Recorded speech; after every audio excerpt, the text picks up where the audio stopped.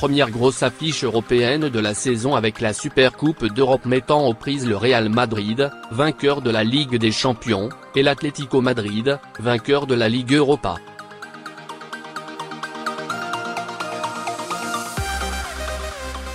Et il n'a pas fallu attendre longtemps pour vivre la première émotion, avec un but énorme de Diego Costa dès la première minute de jeu.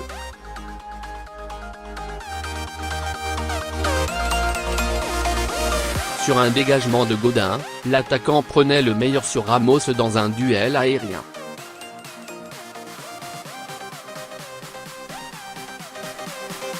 Il reprenait le contrôle du ballon, déposait Varane à la course et fusillait, dans un angle très fermé, Keylor Navas 0-1, première.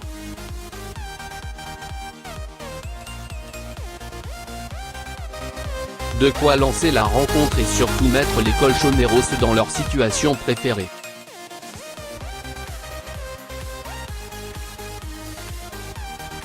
Auteur d'un gros pressing sur le porteur du ballon adverse, ils étouffaient le Real au cours des premières minutes.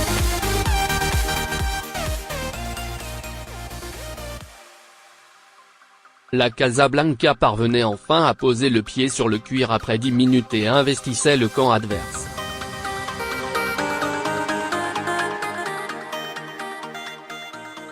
La première occasion merengue intervenait à la 17e minute, après un excellent travail de Marcelo sur l'aile et un centre puissant repris, en matché, par Asensio.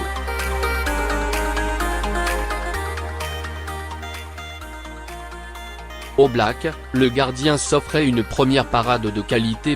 Il ne pouvait par contre rien sur l'égalisation de Karim Benzema, de près et de la tête, parfaitement servi par Gareth Bale 27e.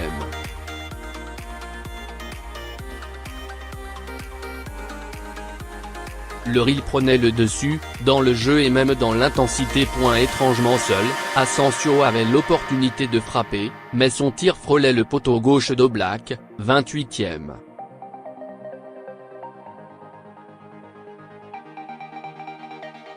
Totalement asphyxiés par le Real, les Colchoneros éprouvaient le plus grand mal à sortir le ballon proprement de leur camp.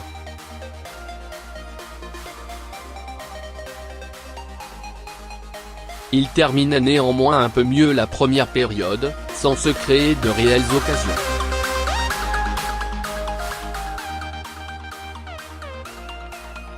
Au retour des vestiaires, l'Atlético développait enfin un peu de jeu, Griezmann ne touchait plus le ballon mais pas d'occasion à se mettre sous la dent.